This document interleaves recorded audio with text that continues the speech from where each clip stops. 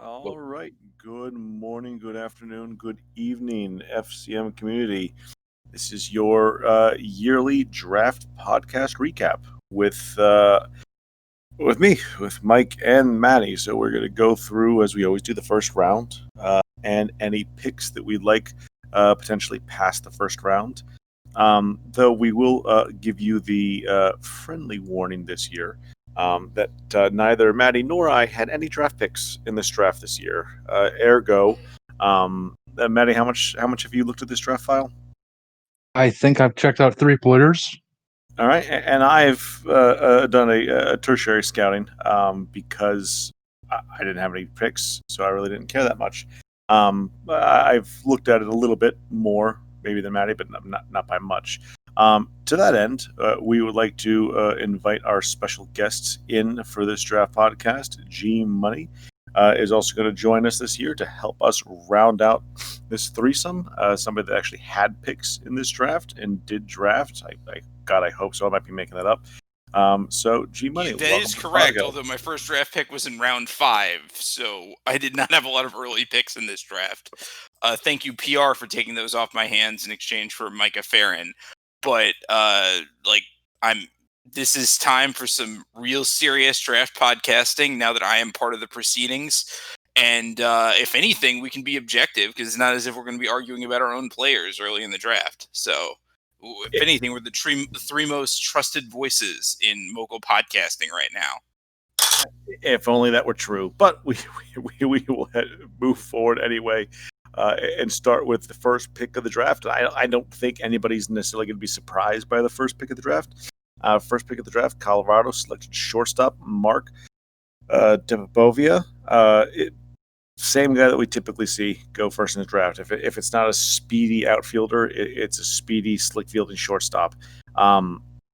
Again, this pick, as soon as I saw the draft file when it came out initially, before I even touched it or did anything with it, I'm just like, oh, that guy's going number one. Like there was no doubt in my mind, unless something drastic happened to him between the initial file and Sim 4, that he was going number one overall.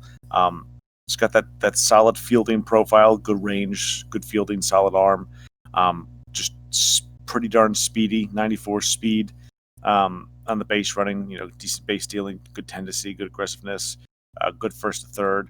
The bat itself, is it going to be a 90 contact bat? No, probably not. But it doesn't matter. I mean, this is the type of build that we see go one overall, the Paxtons, and on and on and on. So, no surprise this guy that went number one, and no surprise what he probably should turn into. The only surprise will be how long he lasts. We've talked a lot recently about how these builds come in hot, burn hot and bright for like 5-6 seasons, and then start to peter off. So we'll see if that's what happens here, or if maybe he has a little bit more oomph, a little more staying power. So, Maddie, let's go to you first. Yeah, I think with the whole thing of them not lasting very long is where I'm not so over the moon about these guys just because, are they going to last 3 years, 4 years, 5 years, 8 years, 10 years? We really don't know. And we've seen a lot of evidence towards these guys not lasting very long. Yeah, certainly he has the speed. He'll get steals. Should be a pretty decent bat.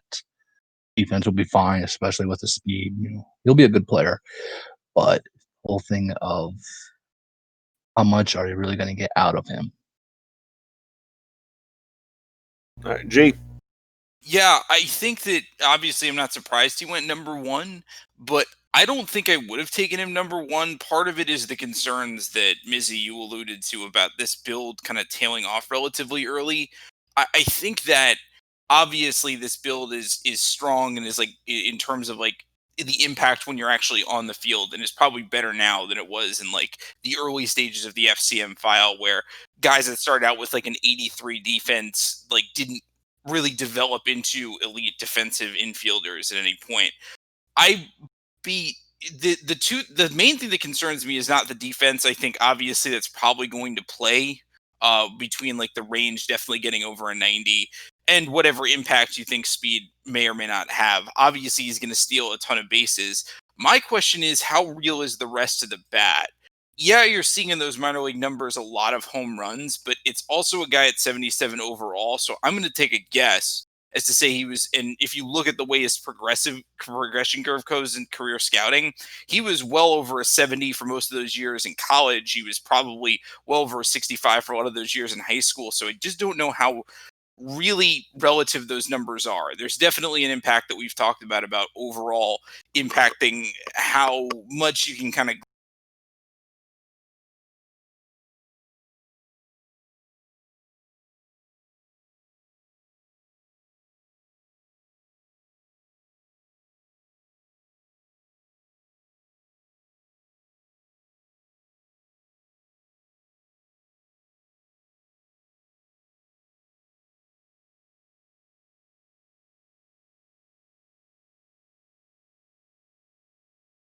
glean from those particular in here. It's a good pick. I can't say that I'm going to argue with it too much, but it's just not the one I would have made.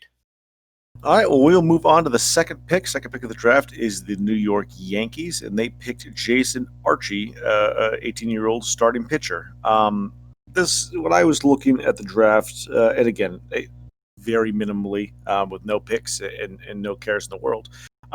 He was a guy that I looked at and said, yeah, he's pretty solid. He was not the pitcher I would have targeted. I had a guy that I liked a little bit better, but I could see why this guy went second overall. I could see what you like in here. You're looking at a guy with high control, with a good bit of power, and that movement just one below, which is kind of where I want to see it when I'm drafting young guys with some movement to them. Got a nice bevy of pitches, good fastball, solid curve, solid cutter, and again, his stats for what you could take out of an 18-year-old look very good. No home runs, good strikeout to walk ratio. OB is a little high, a couple of those years. But again, you're looking at the guy that's 17, 18 those years. So everything else tracked very well. And I think my only question with Archie is what type of pitcher is he? Is he the ground ball pitcher? He's sitting at 45%. And as we know, that can go up in mogul. And for him to become the quote unquote ground ball pitcher, it doesn't have to go up too much for him to get out of that average category into the high category. But does he? Does he become that ground ball pitcher? If so he'll be a ground ball pitcher with some decent power.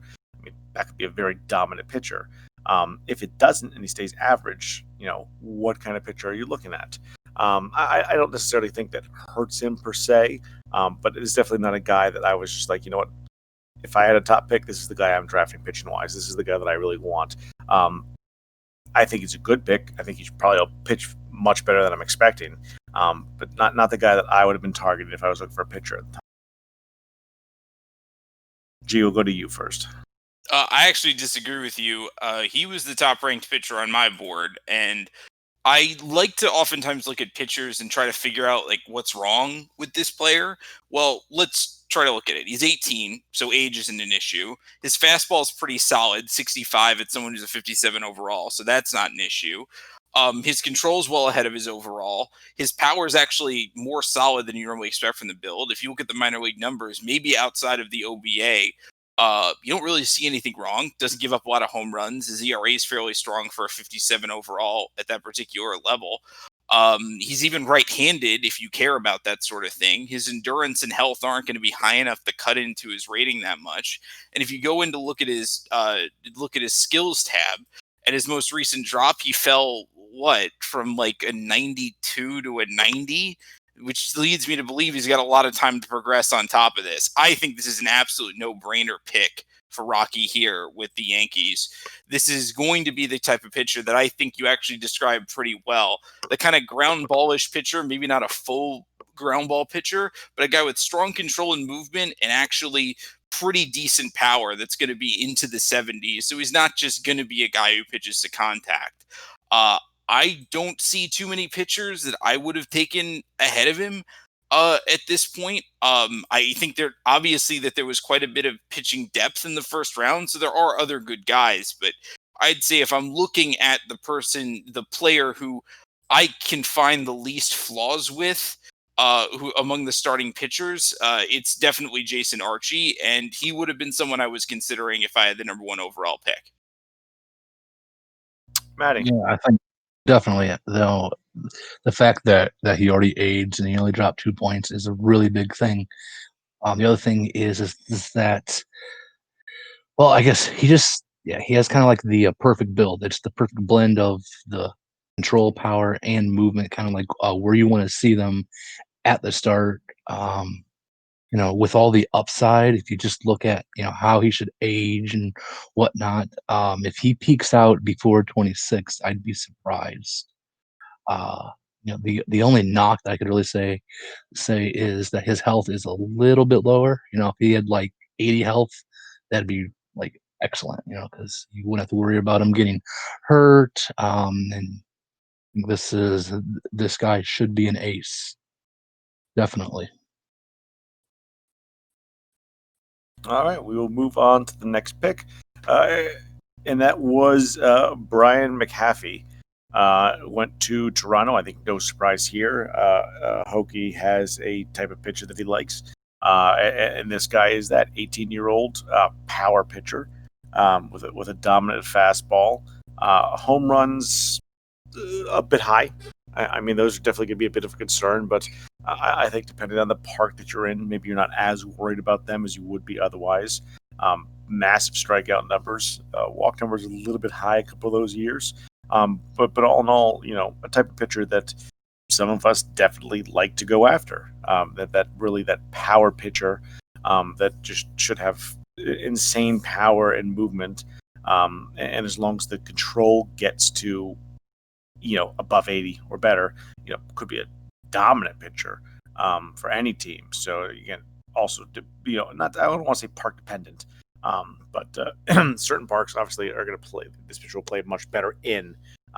But this is the kind of pitcher I like personally. I'm not saying I like him better than Archer. He's going to be a better pitcher than Archer or anything like that. But these are definitely the pitchers that GD tends to go after. I tend to go after. Hokie tends to go after, and a few others, just because they have bust potential. Don't get me wrong, but when they do hit, by God, they hit usually very well. So I like the pick. I liked, again, there was just something about Archie for some reason. And again, I don't think he's going to be a bad pitcher by any stretch of the imagination, but just for whatever reason, I liked this pitcher, McAfee, better than Archie. So again, that's me. That's my personal preference. For those of you who know, obviously this guy falls much more to my wheelhouse than Archie does. So, but Maddie, what did you think about Brian McCaffrey? I keep putting an R in there, but there probably shouldn't be. It's probably McAfee. McAfee. God, Jesus. Yeah, listen, like I said, I literally was asleep like 20 minutes ago on my chair, missing the last night of Oak Island, so you'll have to excuse me. My scout file really liked him. Projects him into like the mid 90s power and mid 90s movement with 80s control. And if he gets to that, that'll be one hell of a pitcher. I don't see how the homers even hold him back. If he's that good, he's going to strike out that many batters, and he can give up a lot of homers, and no one's going to get on base because he's either going to strike them out, or they're going to hit a solo shot. That's what he's going to be. So I think this is a very good pick. Obviously, no surprise that Hokie would take a guy like this. The endurance is also a nice little thing there. That this is a guy that he could go 7 to 8 innings average single outing. So good pick. Be interesting to see how he develops and how the home runs play out in the end. G. Yeah, I mean, I think obviously this goes without saying this isn't really the type of pitcher I draft. That being said, I obviously do see the appeal, and I obviously see what Hokie gets with him, and there's definitely some things working in his favor. I agree the power is good and I think definitely a guy with power potential that gets in the 90s and movement potential that gets there. But the thing that's worrying me about him is even though he's young, and I think he has a lot of time to develop, the endurance being really high and the health also being relatively high at an 83, I think is going to cut into quite a bit of that development. And that's the thing you have to worry about with a lot of these guys. I used to actually take guys like this in the first round, but especially guys with high endurance and high health who have this sort of build, I find that they end up in kind of a no man's land where they don't quite get to 90 movement, they don't quite get to 80 control, and then you just end up with the reliever. Now, obviously, I see the appeal of a guy like this, and I think he does have potential to be an ace, and I think that Hokie obviously has a very good track record when it comes to guys like this. But I also will say that I think there are pitchers with high power later in the first round that I think have the potential to be guys who can strike people out in addition to keeping people off base that I think are a little bit safer picks that I think I would have made that I wouldn't have been as worried that it just sort of ends up nowhere for him. I don't think this is a bad pick. I do think that there's definitely some players I would have taken before him, though. Maybe in my mind, he's more like a guy you're supposed to go like in the middle of the first round as opposed to a guy who's going third. But obviously, with Hokie's track record, he deserves at least some of the benefit of the doubt on this.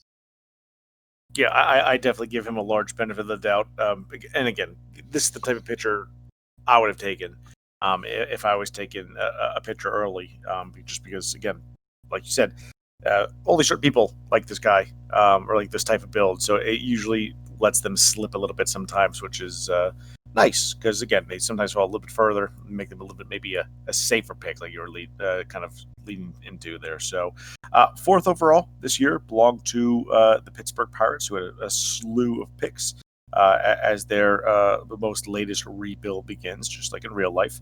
And they took a gentleman that I am quite fond of, and that is Keith Thompson, a 16-year-old third baseman. I think in my mock draft I had him go at third overall.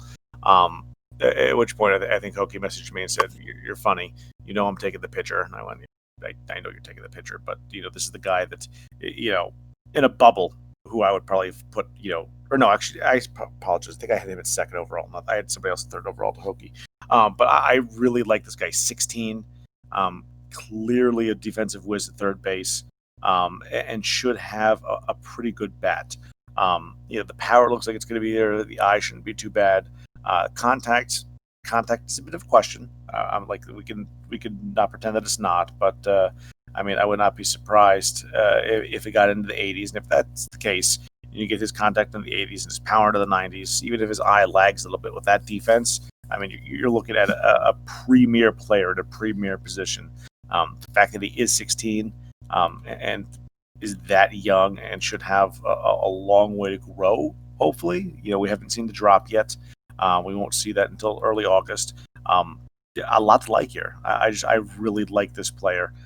If I'm looking at the top of the draft class, after the shortstop, this is the guy probably second on my board, even ahead of some of the pitchers and ahead of some of the other guys that I did like. Gia, we'll go to you first.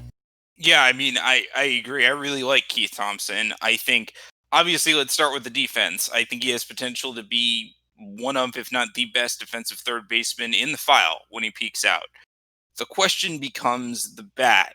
Like, the eye not being great, isn't, obviously he's going to strike out quite a bit if you look at the hit and run statistic, but he's not going to be a guy who draws a lot of walks, and with the low contact, that concerns me a bit. I get that OBP is not the be-all and end-all like it is in actual baseball, as it is in Baseball Mogul, but I do at least want... I'm worried that he's going to end up in that sort of low 300s OBP, even if his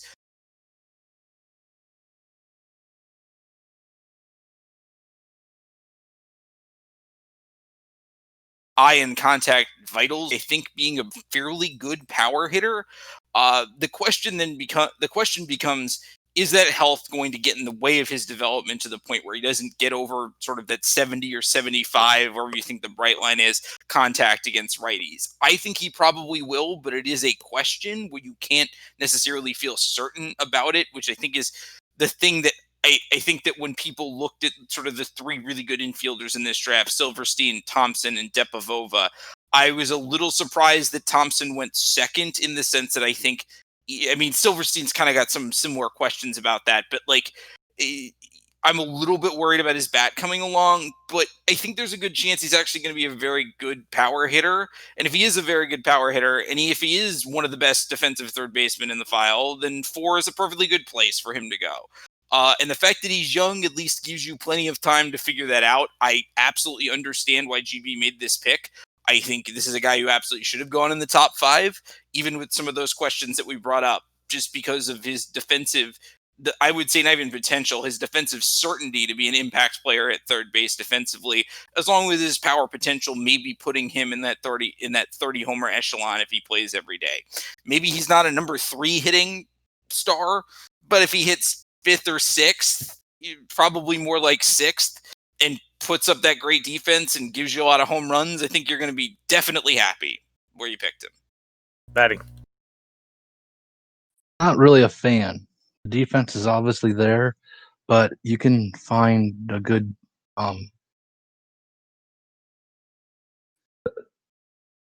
glove at third base pretty easily. The eye is just complete shit. Contact, yeah, it's definitely lagging, but it'll get there. And the power, it should be solid. Will it be good? I don't know. Just for what I see is another Ben Karn. And that was just a guy who I saw as someone who I thought would actually be pretty good. He just wasn't. I traded him off. Maybe he had a couple decent seasons here and there, but in the end, he was just a guy to kind of forget. Guy who's going to be really good on the field, but in the batter's box, just quite do it. So it will be it will be interesting to see what happens. Different takes on this guy from 3 different people. That's always kind of good to hear. So we'll move on to the next pick, and the next pick was excuse me, Kyle Weeks, 20-year-old right-handed pitcher who goes to Baltimore. Baltimore was all over. There was a number of people all over the first round of this year's draft. I do believe that somebody made the comment during the draft, which I was not there or part of because I was A, at work, and B, didn't have any picks, and C, wanted to make sure that Andy went out without a hitch, and me throwing out random comments would not have been helpful. So trying to do my part to help him along. But with the first pick of the Baltimore, Kyle Weeks, I like this pick. Again, I think McAuliffe, it was my favorite pitcher of the draft, but when I'm looking at other pitchers, I do like what I see in Kyle Weeks. He is definitely, if you're looking for that ground ball type pitcher, I feel like this is the guy that you really want to have. He's got a dominant fastball, a good circle change, and he's going to end up with what I'm going to assume is a solid curveball. He's already got the high ground ball rate, throws it pretty hard. His strikeout to walk ratio for somebody that is a ground ball pitcher is a bit insane. Last year, they're 20 years old, 57 strikeouts, 9 walks. I mean, that's just, those are power pitcher numbers for strikeouts, and this guy's not a power pitcher. He's a ground ball pitcher. So I like Kyle Weeks quite a bit. Had I been in this draft, he would definitely be a guy that I would be excited to have a chance at. Again, I'd probably put him as my personal second favorite pitcher in the draft. Really like this guy, and the fact that Baltimore was able to get him at 5 after a couple of pitchers were taken should bode very well for PR and that Baltimore team moving forward. Maddie, what do you think? I think he's a pretty good pick. A pretty nice build. We know that he only dropped 2 points, so there should be a lot of time to develop. And of course, the really nice ground ball rate, really suggests that the home run shouldn't be an issue. Just the one season that is a little bit high. Really nothing in the OBA except for his freshman year. It could be a little bit of the fact that he is a little more advanced, but if you just trust what the build shows and the ground ball rate, mixing, of course, with the homer rates, and you got a pretty good pitcher on your hands.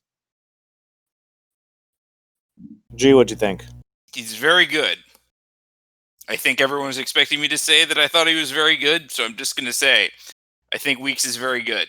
This is a nice 4 out of 5 as a pick for PR. There's a couple. There might be a pitcher that I like or better after this, but not by much. It's pretty solid. I think this is a hard pick to go wrong with. It is a nice mix of like safe, but I think actually decent upside because I think his power will be, I don't know, mid 70s. So again, he's not going to be a guy. He's going to be a guy who's not just a control movement guy. He's going to strike out a few. So maybe he's, maybe you're really comfortable with him as your number 2 starter. Drink for anyone at home playing that particular.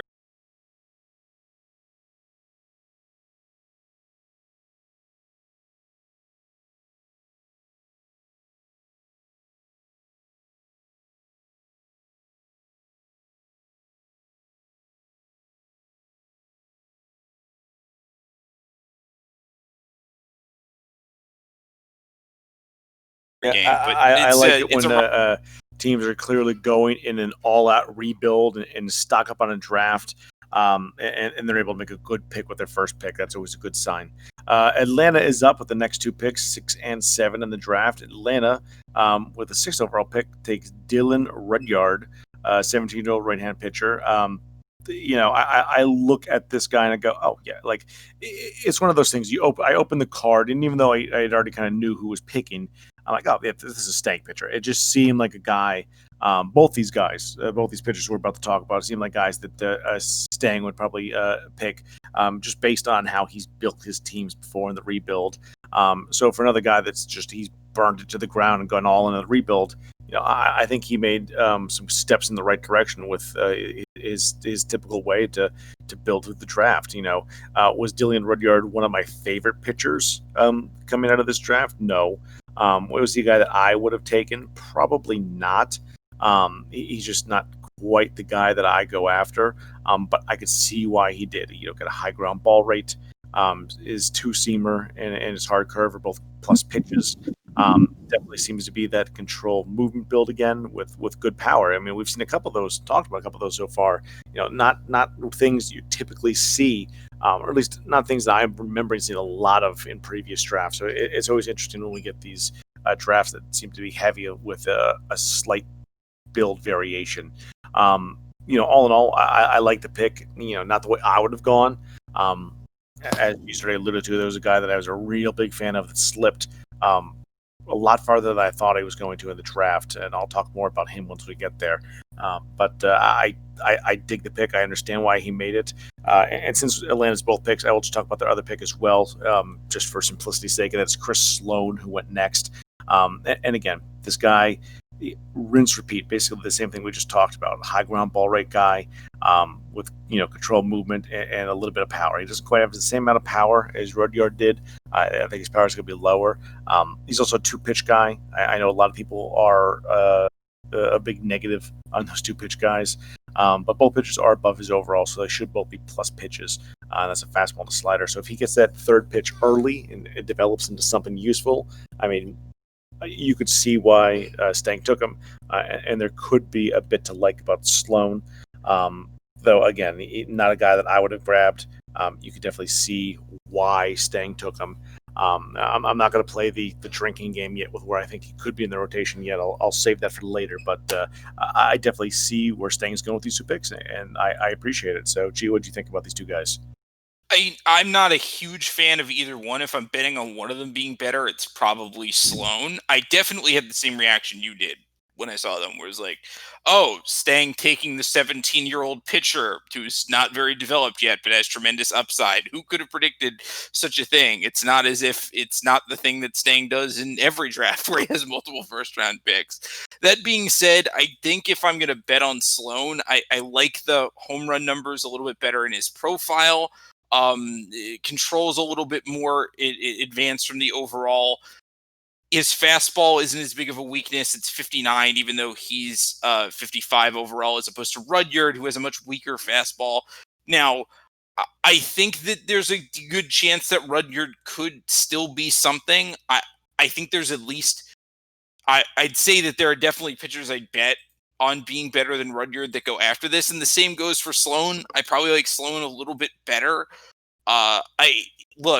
I think that these are both like 2 situations where you're betting on like someone who's young, doesn't have too many problems in their build, and just develops to their peak or even better. And I don't think these are necessarily like bad picks. Again, I defend the Sloan one a little bit more, Rudyard a little bit less. But Stang's had a decent track record with this, especially even more recently. But if I had to bet on one of them being a significant part of a rotation one day, I'm betting on Sloan as opposed to Rudyard. Matty, what are your thoughts?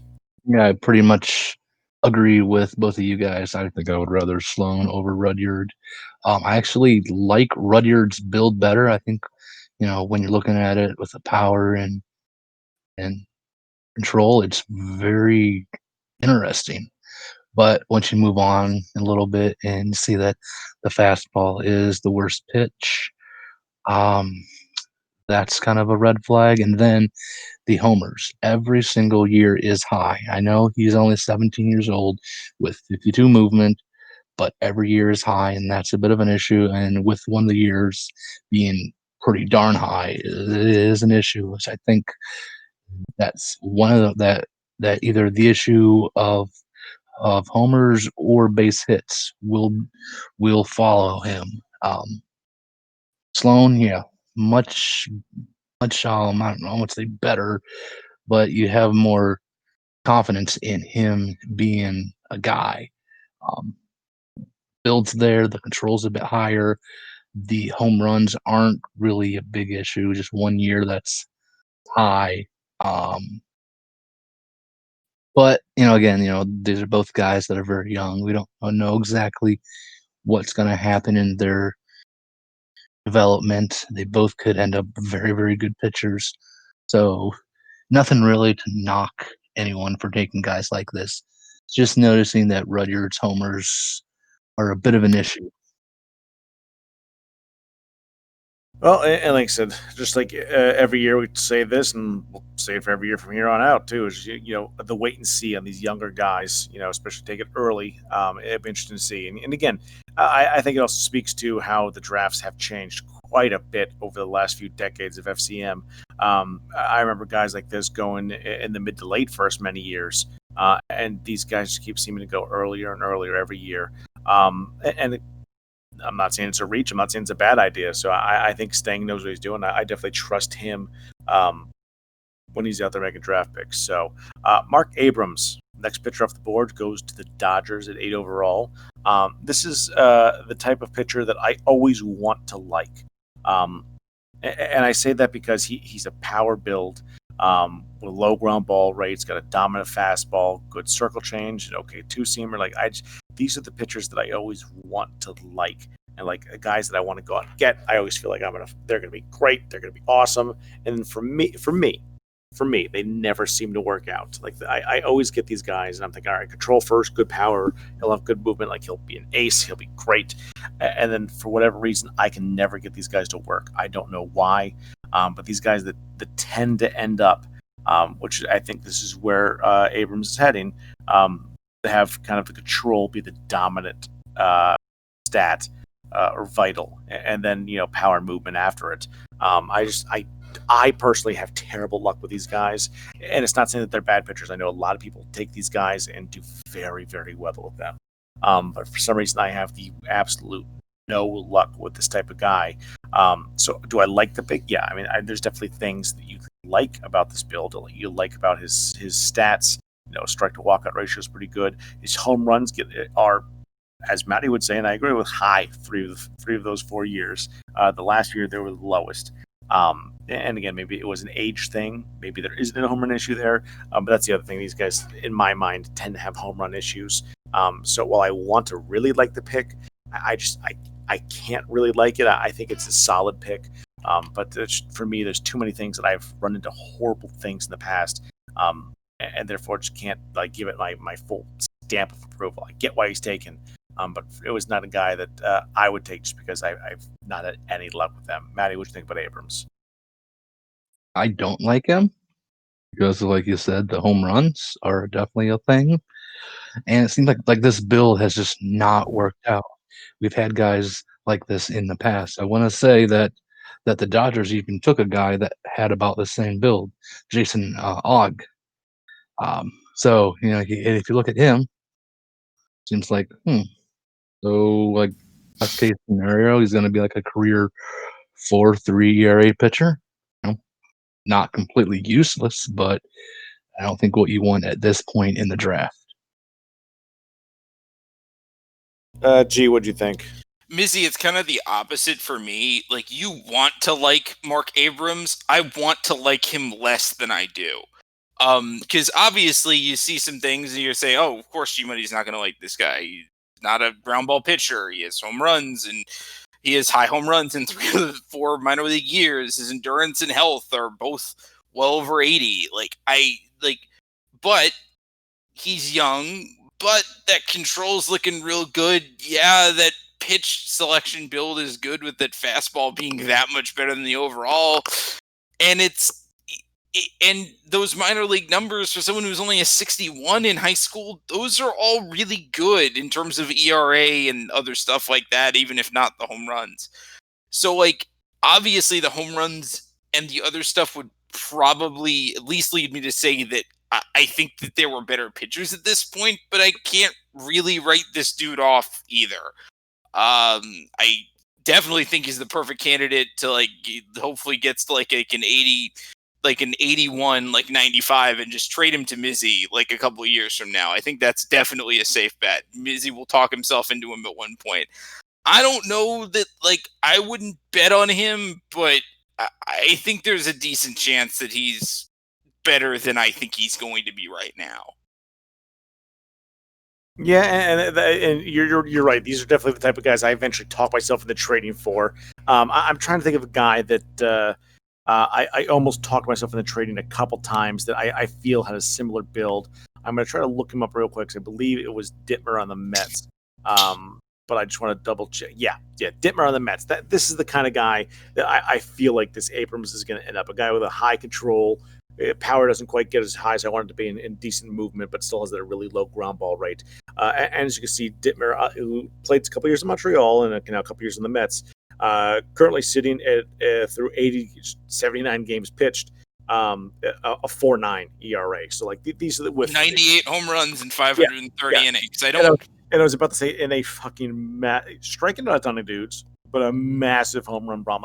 This is the guy that I always feel like this kind of Abrams ends up like a guy that vital wise you're like, oh shit, that guy's gotta be awesome, and then you actually pitch him and you go, oh shit, why is he terrible?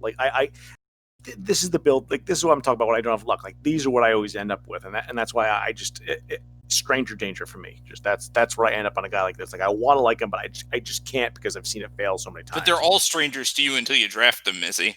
That's true. That is a very good point. We will move on to a pick that I can tell you right away I did not like, and that was George. I'm going to go with Birmingham, even though I know that's not right. I think that might actually be right. See, the thing is, you lost your confidence in these. It's not the way just roll with whatever pops into your head, and then we'll tell you if it's wrong. I usually do that, as you're well aware, and Matt, he's very quick to point out he's not French. Stop doing that. So anyway, well, you're right. I think phonetically, I think I'm right. So I think it is George Birmingham. I don't like this guy. I don't like him. I was open, and again, I definitely didn't see half the guys picked. This is about where I definitely ducked out, even in pre-draft, kind of seeing what was going on. And I opened the file tonight, and I see George Birmingham, 17-year-old left-hand pitcher, 65% ground ball rate, goes to Wi-Fi out in Chicago. I'm like, oh, okay, 65 ground ball rate. That's why I took him. Sure, he's a lefty. All right, I like lefties. That's no problem. Look at his pitches. Oh, he's a 49-84 at 17. And his pitches are 50, 55, 52. I'm just like, ew. If he progresses and jumps and does all the right things, the pitches go with it, obviously. I prefer to have at least one semi-dominant pitch. And I don't think the +6 on the curve is quite the semi-dominant that I would look for in a pick this early in the draft. Strikeout to walkout's just not there. Of course, he's a ground ball rate, so it really shouldn't be. Home runs, I don't want to say they're high, but in 48 innings pitched, 7 home runs, is right for me, just border on that cusp of maybe it's a little bit higher than it should be. And again, he's young, 14 through 17 years, where his stats are at, but his stats just aren't that great. I don't think they're that great. So and looking at where he could potentially project to, yeah, he projects like a typical ground ball pitcher. He does have the lower endurance, which might be a good thing. His health kind of where you want to see it at, but I just did not like this pick. I thought he was a reach, to say the least. I think that he's a guy that I could see somebody maybe taking a gamble on late in the first round, especially with a bunch of picks, but not a guy that I'm like top 10 nailing that. I like to point in case, I'm pretty sure that when I did my mock draft, which I try to do with somewhat realistic accuracy, I know people think that I try to fudge that to get guys to fall to me. If people read my mock draft and don't want a guy and let them fall to me, then that's just stupid. Nobody does that. Nobody's that stupid. I don't even think he was in my top 30. I'm just not a fan of George Birmingham.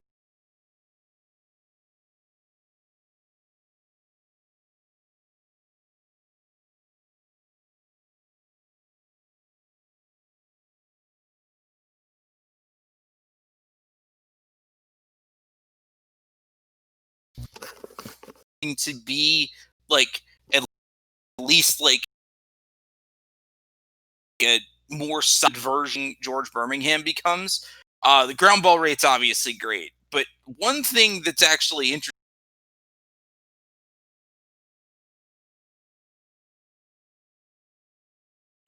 if you look at him is you think those home run rates are great, but he doesn't get over 50 innings in any of those years, so those home run rates are actually pretty average that you'd expect from someone there. I agree that like the pitch selection isn't great, but he's young and he's got this other thing going for him, and I think Maddie is about to bring this up, so I'm going to scoop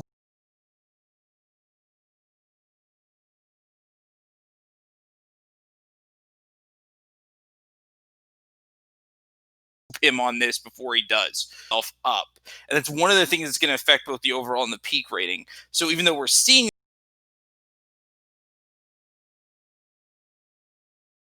a 49.84, 51.86, and I don't think we'd be, I think if we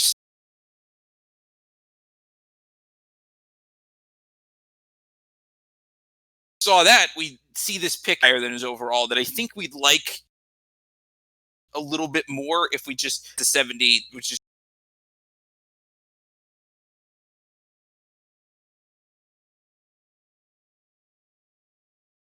going to just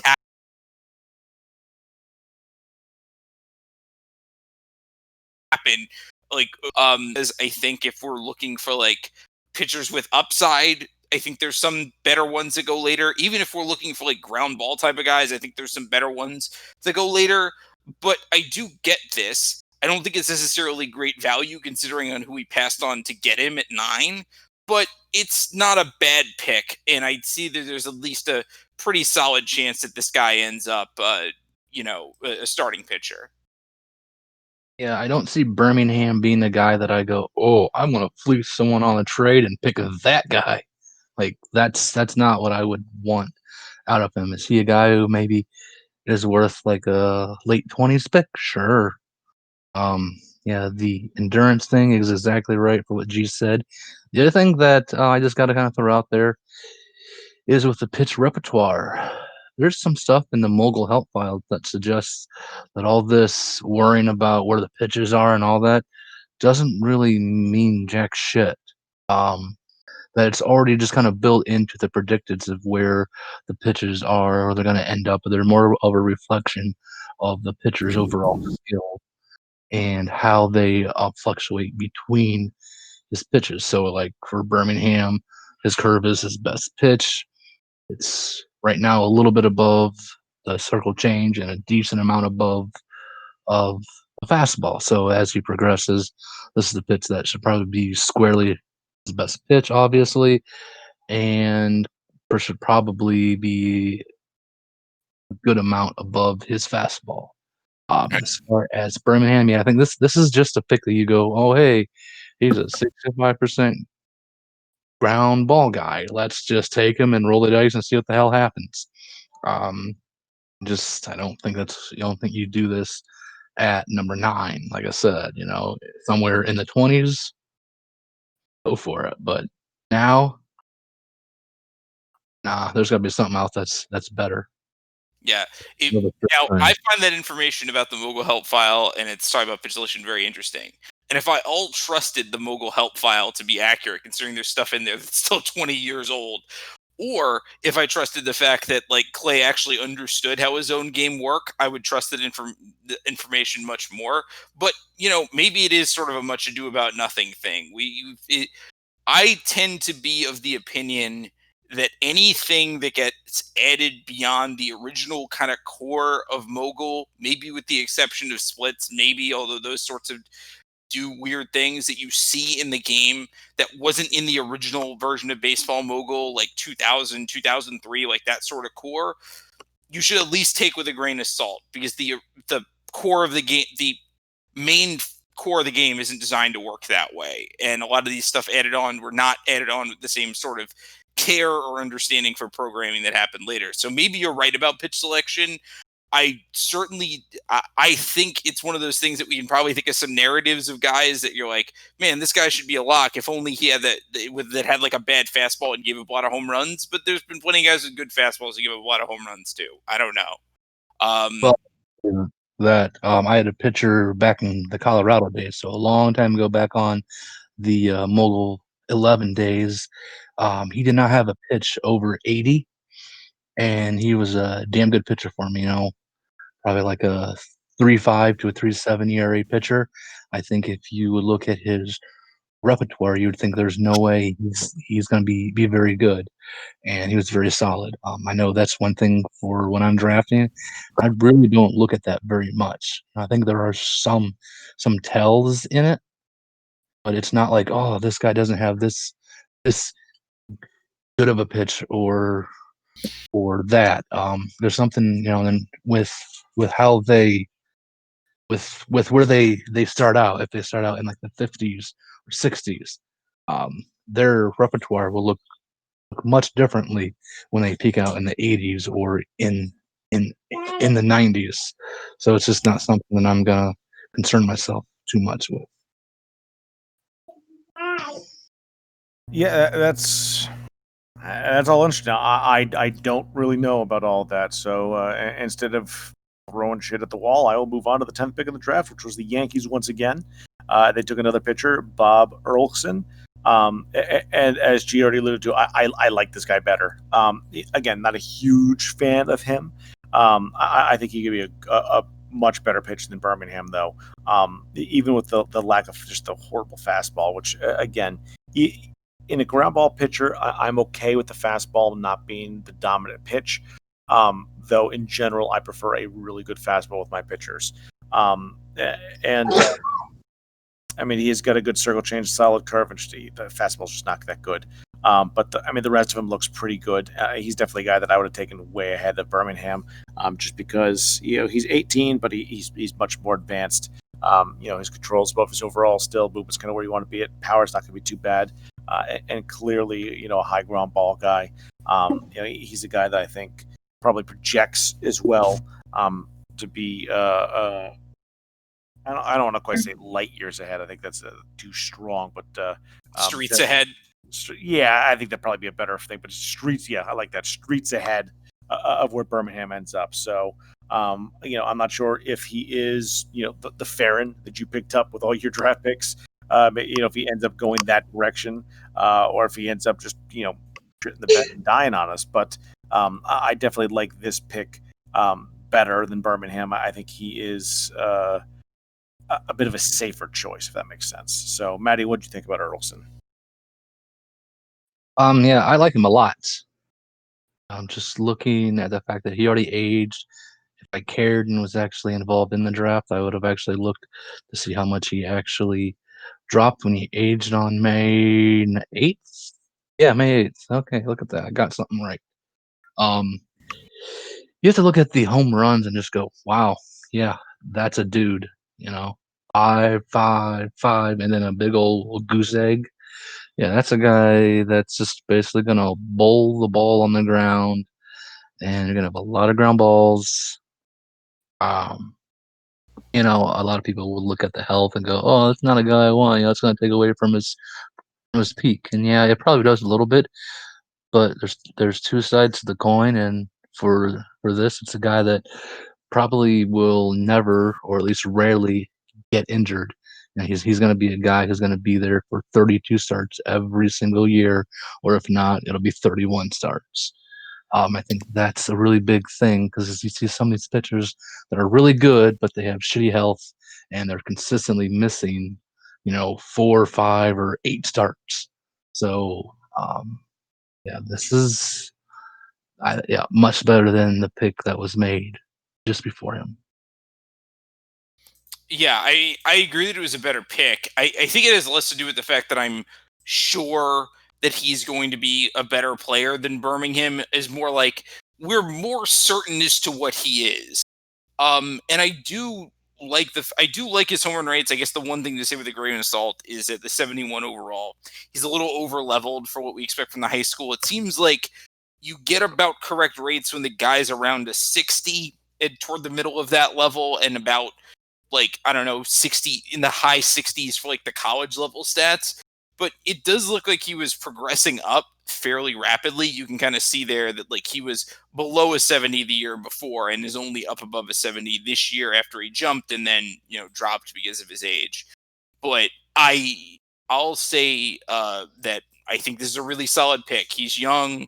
I think he's very likely to be a control movement ground ball pitcher that's going to be very good.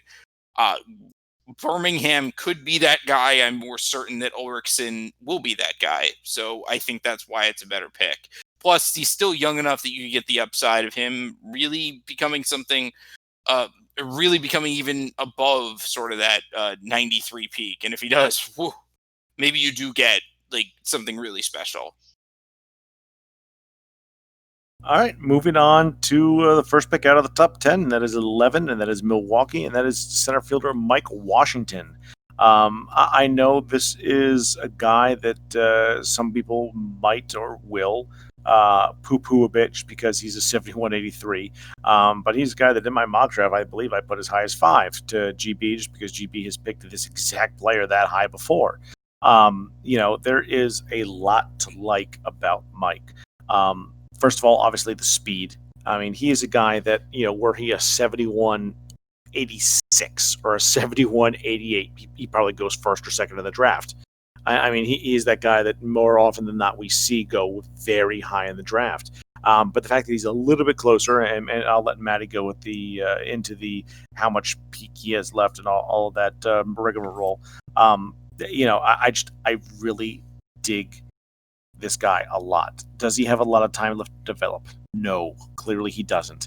But I mean, he's a guy that his contact is going to be quite good. His speed is already very good. I mean, he's a guy that even if you look at his stats, like this last year, stole 15 bases, caught stealing once. 361 average and over 1,000 OPS. Like, will he hit over 1,000 OPS? I don't know. That I don't know. But I mean, I really like this guy. His range is a little bit lower than I would have hoped to have seen. But this is a guy that I like to grab when I can, just because I know what I'm getting. Like, I see what he's going to be. He's going to be a guy that gets good contact, has really good speed, should have a better eye than some might expect, and should be a very solid fielder. I mean, this is definitely a guy that you plug into center field probably and just love to have out there because he's going to steal bases. He's going to get on base. And he is just going to be a linchpin for a team moving forward. So, and to see a guy that is still in contention and not a team that's rebuilding, get a guy like this, that should be scary for other people in the NL Central. Maddie, what do you think about Mike Washington? I don't love him, but I don't hate him. And it's not for the upside, which is 8, by the way. It's the Thank you. fact that his base running suggests that he's not going to steal as many bases as you would think. Yeah, his numbers are really nice, at least in the college ranks, but the high school isn't. And the fact that he is a 71 would suggest that maybe those steals are a little bit higher than what they really are, I guess, if that makes sense. It's because of the steal tendency and his aggressiveness are lower than his base stealing and the speed. However, we do see that he doesn't get picked off, or he doesn't get caught very much. I think that has to do with he makes very good choices. He knows when to steal. I think this is a guy that you might see just in like the 30s in steals, but it's a guy who he might steal like 33 bases and get caught twice. He's going to be very good at that. He'll be very good, of course, going first to third or second to home. Um, so he's good in that guard. The only question is exactly how long does he have to develop, and where will his contact peak out? Yeah, and these are pretty big questions. And not to criticize your mock draft, Mizzy, because I think you actually did a pretty good job in terms of figuring out what builds. But here's the reason why I don't think that this guy is like a GB outfielder. He's actually more like the kind of outfielder that I would like, and it's because of the range. See, unlike, even though GB does kind of like some of the control movement guys that I like, if you actually look at his ace pitchers over the years, a lot of them are fly ball pitchers, so he does require a good outfield defense. And to me, that's the big issue with Washington. Like, I think he's probably going to steal enough bases, something in the 30 to 40 range, where he's definitely going to be an asset on the base paths. I think he's probably going to hit between like the eye and the contact. He's going to get on base enough that it's useful. We'll get to sort of what the upside of his bat is later. But the big issue for me is with like a 75 range, if you're running a conventional pitching staff, that's not what you want in your center fielder.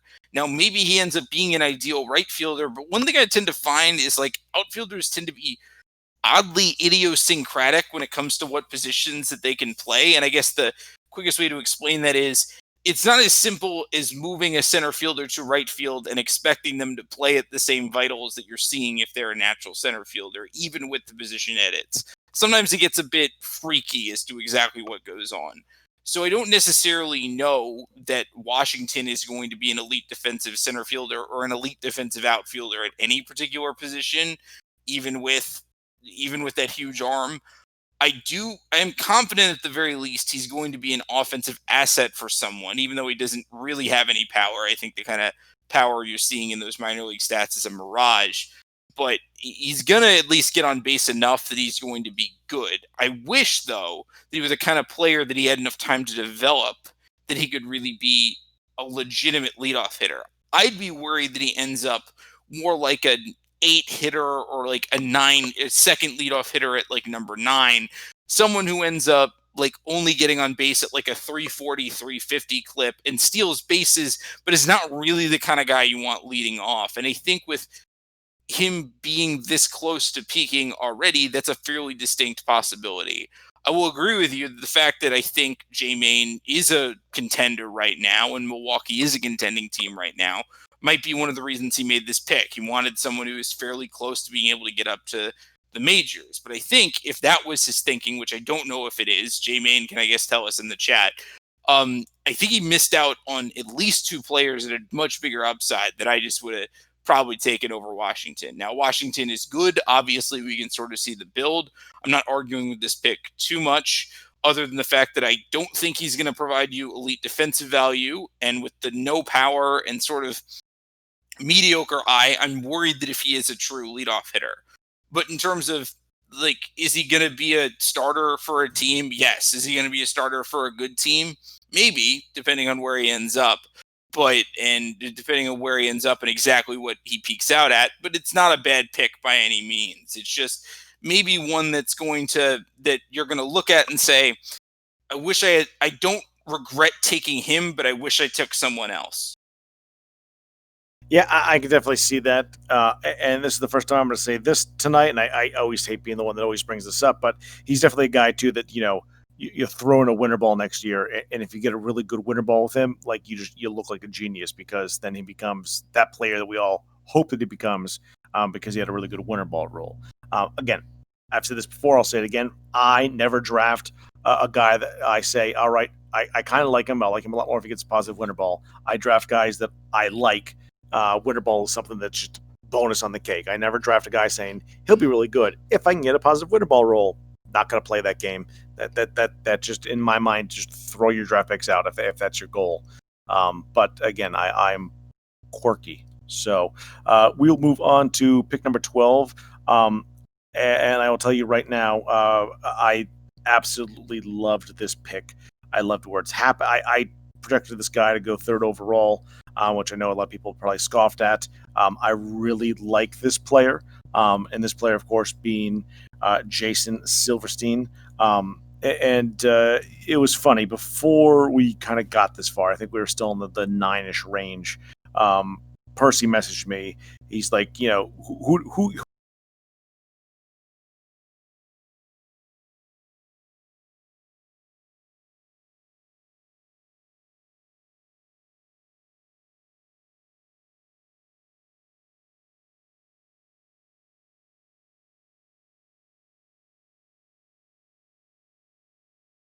who you taking if you're me? He's like very generous by GB.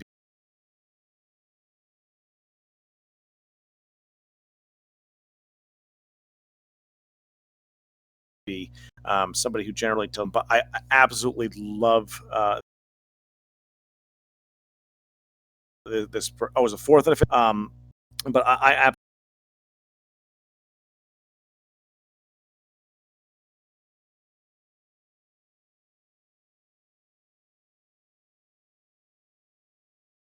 absolutely love this pick of Jason's on that. But he was another guy that I liked when he came into the file quite a bit, and he's a guy that one of those guys that almost slipped him when I was picking there because I really liked Fred Crantrell. I like Silverstein, and very much. And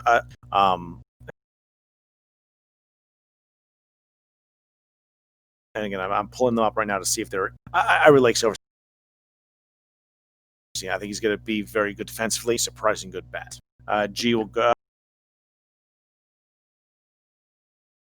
Matty, we'll go to you first. I think he's hoping that he's going to be like a Cantrell, but I just don't see the contact. I think in the end he'll end up with Tim Lynch. I think the contact should get there. What do we know if he's dropped yet or not? His birthday is June 4th. June 4th, so we will know next sim.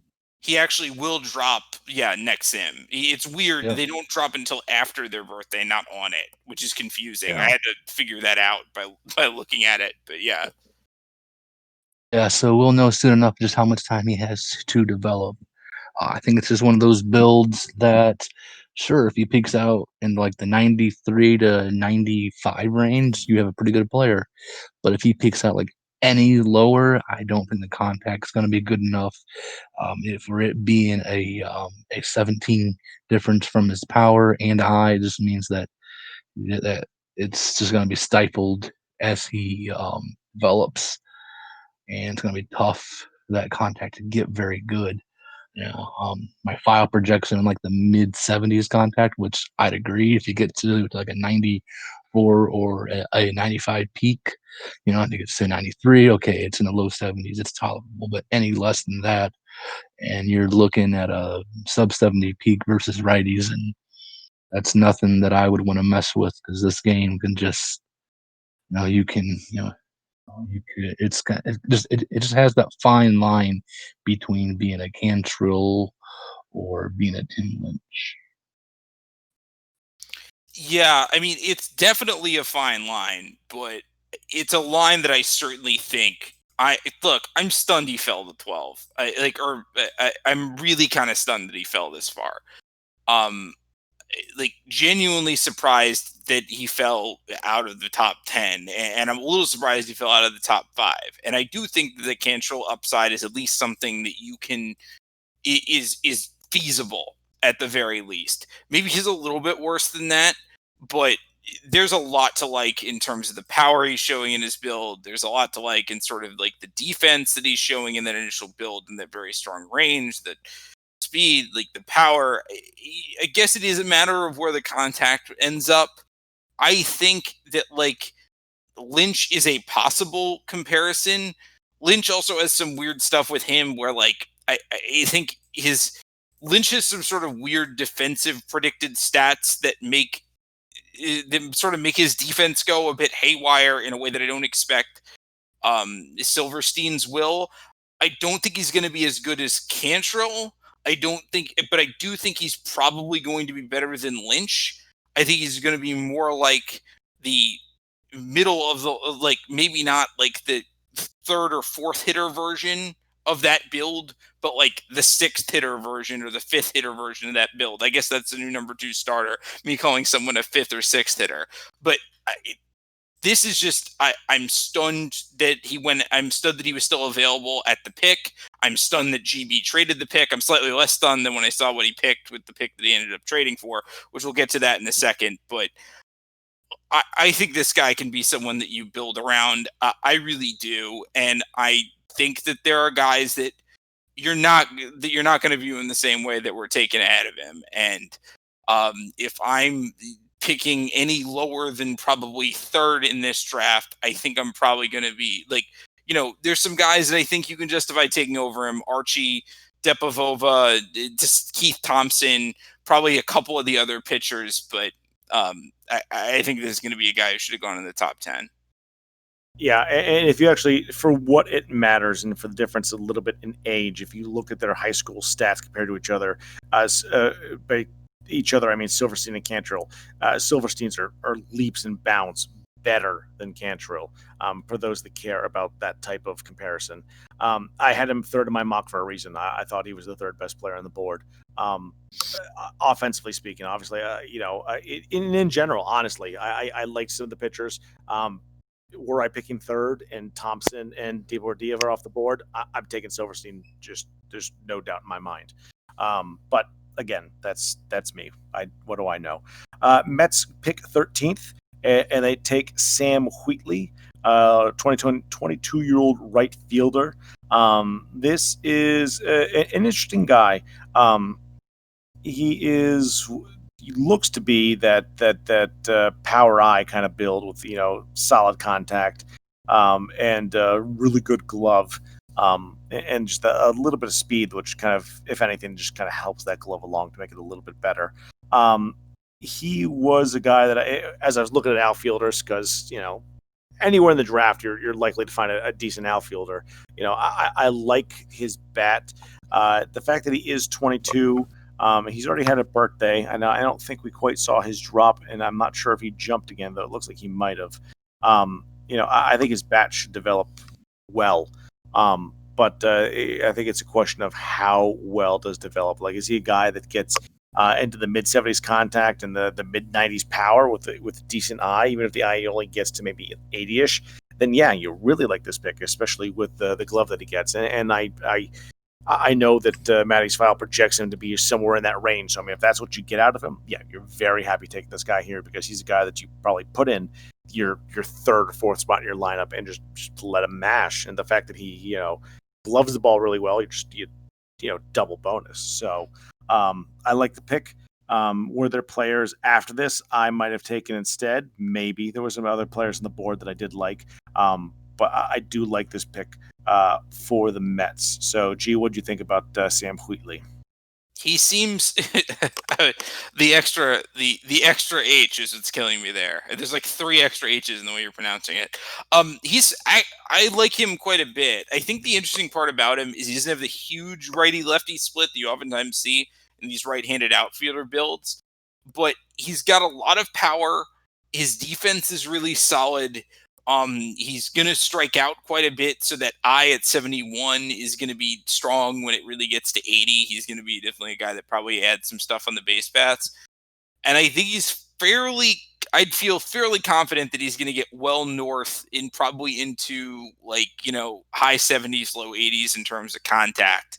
So I think it's going to be a guy who is going to be a very good hitter, assuming that his extended age doesn't really hurt him on that quest to get to a 92 overall, which I think is sort of the worry that you have to see here, that the sort of career scouting graph, both sides of it start shrinking, and then all of a sudden he's like an 85 and you're like, oh man, this guy isn't that great.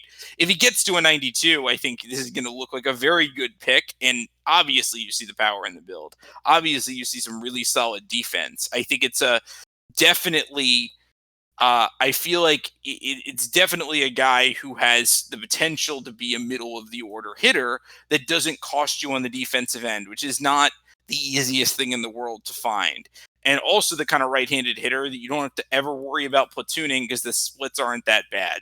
This, I think, in my mind, is a very good pick. You have to worry about the age, but in terms of the rest of this stuff, I think this is a pick that Decker should be very confident in. Yeah, I agree. High confidence pick. Matty, what'd you have? Yeah, this is definitely a guy that I would be liking if I was in the draft. Of course, the age, like said, is kind of an issue, a concern. I definitely like to see a guy like this age before the draft, so we know exactly how much time we have to see him develop. But Our and I are very nice. I think he'd make, with his defense, I'd put him in left field because I think left field is more important than right field in mobile. Um, and yeah, assuming that he does have time to develop the contact, will get to where it needs to be. The lack of splits is a pretty good thing too. So, gets to like 75, he's there. He can even drop a little bit and you're still confident in his ability to hit. I kind of see him being a right-handed Jeff Thurtle. That's going back to my first Indian days. Was that my first? Yeah, it was my first Indian days. Him being a big lefty masher. Basically a right-handed Jeff Thurtle, one who actually walks too. So I really like the pick. All right. Well, we will move on off of Sam Wheatley and on to the double pit picks. Pit picks back to back, 14 and 15. And with the very first pick, GB takes my pitcher for some reason. Hopefully, he will trade him to me here shortly.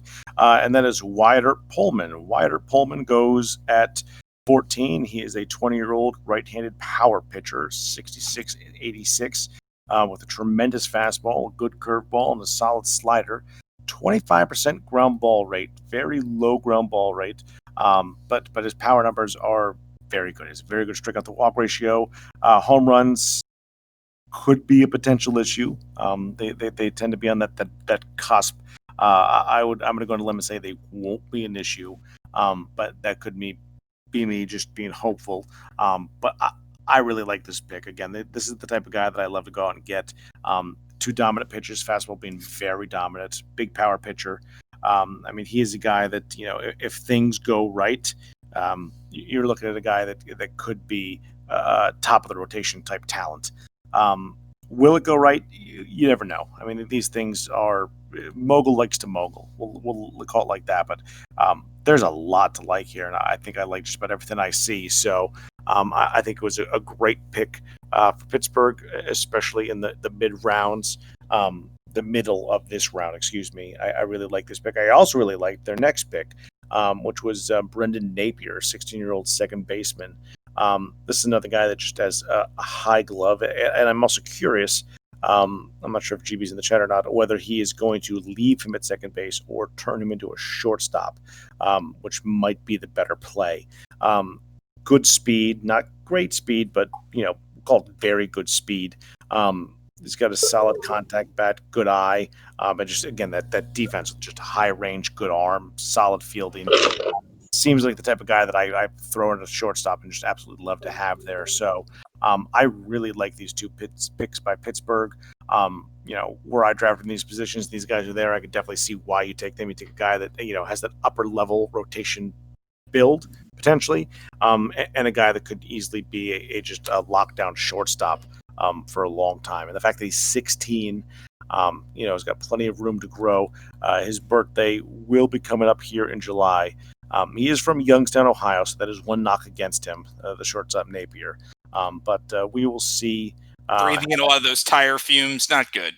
Yeah, anywhere in Ohio is not great to be from, but it is what it is. Also on Pullman, the fact that he had a minor, looks like 2-point drop on his birthday, I think is a very good sign. So really like these two picks from GB. G Money, what do you think? Okay. I like these picks too. I'm a little suspicious of everyone liking the Brandon Napier pick because he's just Bud Lang with more steals. Why does no one see that? I know that Lang was a little older when I drafted him, but it's like I draft first round second baseman who can't hit, but who plays incredible defense, and everyone's like, oh, awful, worst pick I've ever seen. He's the new Mullinax, but he's the middle infield Mullinax. But GB takes a middle infielder in the middle of a middle infielder who's never going to hit 4 home runs in a season. It's like genius, absolute genius. What room to grow? What a phenomenal player. I do like both these picks. To be fair, you took Lang at 30, not 15. So there's a little bit difference there. And I'm pretty sure when you drafted Lang, he was like 23 and not 16. So so he is 28 years old now, and we're in what, 2004. You drafted him in 98, so 6 years ago. So yeah, you drafted him at 22 and Napier 16. So that there's a 14 pick difference and a 6-year age gap. So I'm just gonna put that out there. So you're saying it's a better pick because he picked him in the middle of the draft as opposed to the back of the one? Is that literally part of your argument right now? Part of my argument is the fact that he's 6 years younger. That's why I think people are going to be higher on him than they were on Bud Lang. And to be fair, I liked Lang, so he was a guy that I wanted to draft but wasn't able to because he went before I was him. Okay, all right, fine. With Wyatt Pullman, I think Percy actually brought up the big issue with him in the chat, which is I don't love the career trajectory graph trending down. I don't think it's impossible for him to overcome that, but I'm also, if we're looking at the GB benefit of the doubt here, the motherfucker, why do we let him have another top of the rotation ace that is going to be like that? Because that's the upside on him. The upside on him is that he's Wiley Ochoa or any of the other aces that GB put out that like could be the ace on every other team in the league. I absolutely love what I'm seeing in Pullman's build. Like, I think that there's very little that could even that like maybe outside of being 20 years old and not having that career graph that you would want, like what else do you want from the dude? Doesn't give up a ton of home runs, has control well over his overall, his power is very good. I think his movement's going to end up very good. His pitch selection, pitch repertoire is very good. This is just like, I was going to come on here and ripping him for trade him away the chance to get Jason Silverstein, but at least with Pullman, I think what he was thinking is maybe Percy doesn't want maybe he liked both of them and thought to himself, like, well, one of them is going to probably fall to me. Or maybe he liked Wheatley there as well and thought like he'd at least take a chance on that. So I think the trade ended up working out okay. I think I probably would have taken Silverstein over Pullman, but I absolutely get why you would want Pullman. And for a type of pitcher that I don't normally draft, for me to like him this much is usually either a good sign or a terrible sign. In terms of Napier, I think he's absolutely very solid value. You just have to accept the fact that, like, I think the thing you have to worry about is you want to see like what his drop's going to be at 16. Like if he goes down to like a 68, 75, then I might be a little bit worried. I think he's going to end up like a starting second baseman or shortstop that hits toward the back of your lineup. I don't know which of those positions he's going to play. Eventually, there's some really good defensive seasons at both of those positions. I think it's something that you tested around in the minor leagues and find out. My guess is, if I have to guess at it, he might end up being a slightly better shortstop than second baseman, but I don't entirely know. What I do know is he's going to start at one of those positions. You're never going to get a lot out of you're never going to get a ton out of his bat, but he's going to be a huge asset for you at the glove, and you're not going to regret taking it. Right. So I'm trying to wrap my head around this whole graph thing and why it really matters, because the graph just shows what the player was on the last day that they were that age. And then depending on when they do age and when the player jumps, the graph can get all kinds of screwed up. You know, if a guy jumps before he ages, it's gonna look different than if a guy jumps after he ages. So I don't understand that. What I would see in Pullman's graph is, sure, it dropped like the 1 year, but he also got better. And this year it dropped, but it dropped because he aged. So if he jumps this year, it will be a trajectory going upwards, and you have three bars. Whatever. But so what I see with him is, yeah, he only dropped 2 points. So that's pretty cool. Should have some time to develop. Actually have a lot of time to develop, depending on if he continues to drop 2 every year or if he throws some 3 drops in there. Not really a fan that his ground ball rate is only 25%. Was showing a little bit of slight home run issues. I wonder if that kind of suggests that those will follow him to the majors. But not a bad build to go after. The power build. Those seem to be the guys that are the actual aces, guys who can actually strike out hitters. So yeah, good guy to at least bet on, especially with him only dropping points. Napier. Now the difference in him and the other schmuck was because the other schmuck also already jumped and was just gleaming with, hey, this guy does not have very long to develop. He might even peak out next April, kind of like a similar guy did who was drafted very high in the first round by a team in the American League West. But hey, so hey beer, right? Yeah, okay.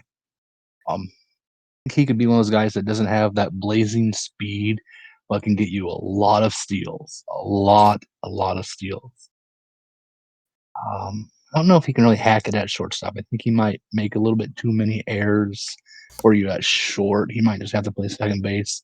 However, he might be okay enough. It depends on who GB has to pair him with. I think if he finds himself a very adequate shortstop, just leave Napier at second base. But being 16 years old, there's another pretty good bonus that you think he's going to have some years to develop. Don't really care that he's not going to hit home runs. He's there to put the ball on the ground and beat it out, whatever. Beat out some hits with his speed and then go ahead and steal second and maybe third too, and then score runs. All right. So we'll move on to the next pick, and that is San Diego taking Nick Merrick, 20-year-old right fielder. This is another one of those guys that I'm going to talk about. I talked about earlier that I really want to like, but I'm not sure if I do. When I look at his offensive profile, obviously I really like what I see. I like the contact, the power, the eye, like all of that seems to be exactly what I want for like this really good hitter, a guy that's going to hit for average, going to have a high OPS, going to hit a fair amount of power. Power appears, at least in the college numbers, to be more double power than home run power. I'm fine with that. I mean, this is a guy that, drank, I put in my 2-hole and absolutely love to leave him there and just mash. The defense is a little bit wanting. But as Matty said, I mean, this is a guy that will be a right fielder and should be fine in right field. And as Matty said already this podcast, he doesn't mind having a little bit weaker guy in right field compared to the other positions. You do like this pick. Stats look good. I mean, the vitals look pretty good. Where is he going to sit against righties? Is he going to hit well enough against righties? It looks like he will. It looks like he'll hit fine against righties. So if that is indeed the case, and he hits righties well, then this is definitely a good guy to have. And I think a guy that GD seems to take, when he's not taking those power pitchers that I love, he seems to take good bats. So I think this is just another one of those picks for him, where he ends up getting a guy with a good bat. That he plays for 10, 12 years out there in St. Louis and puts up good numbers, and then eventually goes to free agency as a comp A. So I do like what GD did here, and I do like this pick quite a bit. I think he's... Yeah, Matty, go ahead. He's okay. I don't think he's anything spectacular. But yeah, the whole... Somehow he types A him, and someone gives him that for some reason. Knows why, but he gets some. Like, hey, this guy didn't really put up any inspiring numbers, but yeah, sure. But yeah, he'll have him for 6 to 8 years and on him for a type A pick. Who would ever do such a thing and take a guy off comp A that people were not as high on? No idea what you're referring to there. What I will say is I don't get the appeal of this guy, and I especially don't get the appeal of this guy for St. Louis. From what I've seen from when St. Louis has really successful teams, if anything, they have to have a very strong defensive outfield because of the extent to which they rely on fly ball pitchers. Like, almost to pick fly ball pitchers above ground ball pitchers a lot of the time. So you do need good defense in right field. He usually has like a very rangy, very speedy outfield, which Merrick doesn't really fit with that. I know he's taken players other than the sort of like leadoff hitting type of outfielders, but that usually tends to be what he has the most success with. I don't think Merrick's going to be a terrible hitter, but he doesn't have like the kind of defense that he doesn't really have a lot of defense. He has really high health. And again, we sort of see in the stats, he's got doubles power. I don't think he's going to be a 30 home run hitter. I actually don't even think he's going to be a comp A player. I think he's going to be like an 88 overall comp B player that gets passed around from team to team more than anything else. Maybe if he doesn't get to 93, he's going to just get comp A because that's what his rating says you should do. But his eye isn't great. He's got doubles power. I don't think he's going to hit for phenomenal contact. I think he's just going to be the hitter that exists. Never going to be an all-star.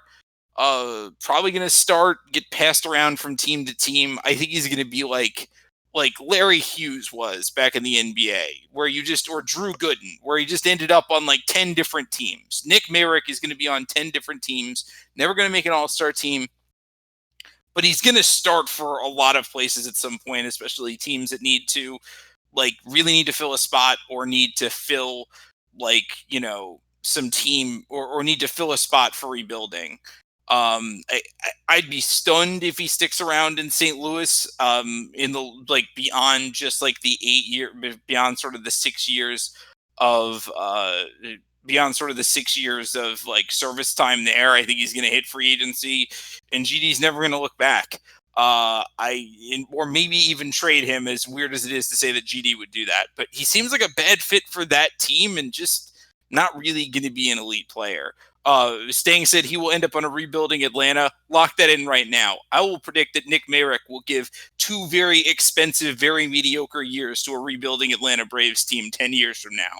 That's my prediction right now. 30-year-old Nick Merrick patrolling right field for Stang. You heard it here first. All right, and we will move on to pick 17, which is Florida, which is no longer Hokie. This is HH for those of you playing the home game. And he took Fad Dr. Livingston, I presume, a 19-year-old right-handed power pitcher. This is another one of those guys that I looked at previous to the draft and said, do I like him? Do I love him? Or is he one of those power pitchers I actually want to go stranger danger and kind of stay away from? And it's hard for me to determine because when you look at the stats, obviously the stats look pretty good. The home runs don't seem to be too high in my book for my taste. Strikeout to walkout ratio looks quite good. OBA looks pretty good. ERA, all the things look pretty good to me. He's got a good fastball and then 2 solid pitches and a curve and a slider. He's 19. He does have a birthday at the end of the year, and I believe he jumped already. That is the one thing I do need to double check to see if He did. He did. Thank you. I hadn't quite got there yet in your file. So he has already jumped because I was looking at the T's because I'm an idiot. So he did already jump. So he went from a 65.91 to the 71.93 that you see now. So does that make a big difference? Not necessarily. So there was a pitcher similar to this that I absolutely loved many years ago. Swore by it. Yeah, Jermaine, you fucking beat me to it. Berryman, that is exactly right. Swore by him, went out, traded for him, and then he just didn't quite make it. And I think that's where this guy's comp is. I think this guy's comp is Berryman. Mind you, Berryman had a bit of bad luck and literally got injured in his jump window at the end of the season. So if he could have theoretically actually had a jump and done better off than what he is now. But I definitely think that is his projection right now as Berryman, which is a decent pitcher, but not a pitcher that many, if any, actually want, which is unfortunate because I really want to like this guy, but I can't. I think he's got that Berryman projection, and if that's indeed the case, it's just a guy that it breaks your heart time and time again. So, G, what'd you think? I don't like. I think that Hokie just left his draft guide, and HH was like, Let's just take a hokey picture right here. I mean, I guess it makes So sense. he moved into the new office, and there was just like underneath the desk was draft guy, the drafted pictures. He went, fuck it, let's just read this. 2004, there was just a page listing. Ooh, Thad Livingston. Let me go get him. I don't love this pick. I have some concerns. The endurance and health combo both being high. I also would worry, like, now the issue with Berryman is you actually see in some of his minor league, in some of his like amateur numbers, not even the minor league numbers, but the amateur numbers, you see some evidence that he may have a home run problem. It's cropped up mostly in college.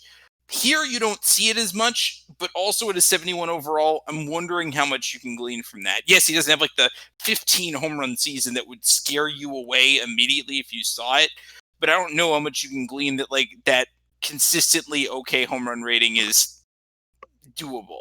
That being said, like, I don't think this is a terrible pick. It might be earlier than I would want it. There's a couple players I think in the back end of the first round that I think should have gone higher than they did, that I probably would have taken over Livingston. This is not my style of pitcher, but I do get the appeal here. I think there's at least a decent chance that he's going to be good, but it wouldn't be for me. Manny. I'd say for this, there's 1 year that is high, and the fact that his movement is already a 68 with a 71 overall would lead me to believe that's something that you should really take notice of. And of course, with 30% ground ball rate, just just highlights that even more. This is just a guy that I would look at, and for everything that I see, I'd say, okay, I'm gonna go right to my file, and I'll probably 100% just believe whatever it says is probably what he's going to be, or pretty close. I've never said that my file is exact, but it just gives you a pretty good idea. So 77 control, 88, 89 power, and 86 or 87 movements. That's just not a real inspiring build. My file does take the high endurance into consideration, as well as the health. Whichever one he is, he's the high endurance guy. The health isn't all that high, but yeah, just when you think of that kind of a build, high 70s control, high 80s power, and mid to high 80s movement, it's not a build that strikes me for anyone that's going to be really good. Can he be successful in Florida? Sure, he can probably be decent there. 4 or 5. Hey, maybe even a number 3 starter, like we like to say all the time. Apparently, I never knew we like to say that as much as apparently we do. But yeah, I don't see this being a guy who's going to be at top of the rotation room. All right, we will now move on. Since I didn't have any picks in this year's draft, I'm trying to help nickname other people's picks. That's why I'm doing that as we go. So, Swan song. no, Brian Swan is the next pick to Baltimore. Again, and it's something we may or may not talk about as we drone on into our 17th hour of potting. But I really did like, and again, teams that generally have a lot of first round picks, I, for whatever reason, usually tend to think they do pretty well. I really did like a lot of these Baltimore picks, and this is just another one that I like. Brian Swan is definitely a guy I'm a fan of. I like the fact that he did have his birthday drop already, and we've seen it. Though he did not have a birthday drop, that was just a random drop. Excuse me. He had a random drop, which I don't like to see. However, I do like the build. I like this high power, solid contact, lefty power bat. He's a guy that clearly should be a home run hitter, as just massive amateur numbers. And I'm going to guess probably projects to be a pretty darn good power hitter. I would think that as we're looking at him, and we're looking at the draft as a whole, I didn't remember seeing a ton of power hitters. I was like, oh, look, a power hitter. And I think that if you are looking for a lefty power hitter out of this draft, this is clearly the guy that you want. So I think that I really like this pick. I think he ends up being a guy that ends up well enough into the 70s with his contact overall that it could maybe even touch into the lower 80s against right-handers. And if that is the case, he is just going to fucking hit dingers and bang chicks. Like that's just what's going to happen. So love the pick for PR. And we'll see. I think he made a lot of good picks this year in the draft. I think it's going to go a long way for rebuild out there in Baltimore. So, G, what do you think about Mr. Swan? Now, I can't prove this, and PR will immediately come into the chat and deny this, but I guarantee you, when he was sitting there at the 18th pick, took a gigantic hit off of his blunt and thought to himself, who would G Money take? And then he took Brian Swan. I can tell you that is who I probably would have taken because he's very good. I think he's going to be a huge power hitter in this file. I love his eye. I love the fact that his eye is already an 86, but with the 66 hit and run, he's going to strike out plenty. Yeah, he doesn't play defense. He's a first baseman. Just the ball will hit him and it will stick to him, and then that's how you will generate outs. The thing I actually like about him a lot is the splits aren't so huge. He's developed enough that you can definitely see very good power, but I do think that there's at least a good chance that you might be able to even start him both sides of the ball, which you can't really, like, against both lefties and righties, which you can't really do with a lot of lefty power hitters, which I find pretty interesting. Maybe you won't want to do that anyway with his 71 health. You might want to platoon him just to try to keep him healthy, as I would do with some players, but like, I think he's going to be pretty good. I don't know that he's going to be fantastic or like a life-changing power hitter. He's going to be a very good power hitting first baseman, though. I'm confident in that. And I think that PR, as much as he denies it, definitely took a hit off his blunt, definitely wondered who I would take, and then took the dude that I would. And he's right. Yeah, I do like the dude. Who wouldn't like a power hitting left-handed first baseman? I think some people probably say, well, the defense isn't that good. It's first base, and he does have some range. The range will probably get into the 70s. So he has that going for him, which is nice. One thing that I would just be a little bit concerned of is the fact that his eye is his best attribute offensively, and it is a decent amount above the power. And when that is the leading attribute by a decent margin, that sometimes, for whatever reason, you can just zap the development of both the power and contact, where you just get a guy who's just, okay. I'm not saying that's what he's going to be, but it's just something to kind of monitor and see what happens with his development. But other than that, definitely a guy that you just plug in there at first base and say, well, have fun, kid. Hit dingers. He reminds me a lot of a guy that I took a few years ago, and Todd Bryan, who I think had a very similar look on draft day. I don't think he was as high peaking overall as Swan is, but I definitely remember a very similar power eye build on him. So, again, I really like the pick. If I had a pick in this range, this is definitely the guy I'm taking. So, moving on to the next pick, Cincinnati at number 19 overall. And they took, Can we just leave it at that? Yeah, they took Yamamoto. They took Sensei Yamamoto, a 20-year-old center fielder, who I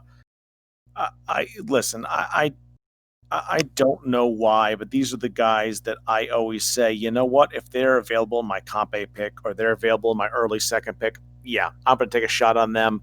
But they're just guys that I don't like taking early in the first round or even in the middle late of the first round, just because of that contact. Contact's sitting at 57, 11 below his overall. These are the type of guys that somebody always drafts, which is a stupid thing to say. I'm well aware of it as I say it. And then like they develop really well, and then somebody eventually pays like a first and a third for them, and you're sitting there in your GM chair like, who the fuck is paying a first and a third for that? Yeah, he's going to hit 235 home runs, and play solid defense in center field. And as you say that, you think, oh, okay, I'll that's not terrible. I'll take that. You also consider that he does have the high health. How much is that going to affect all the stuff we usually discuss here? And you look at his actual statistics, and they're definitely that what I like to call the Jekyll and Hyde. Like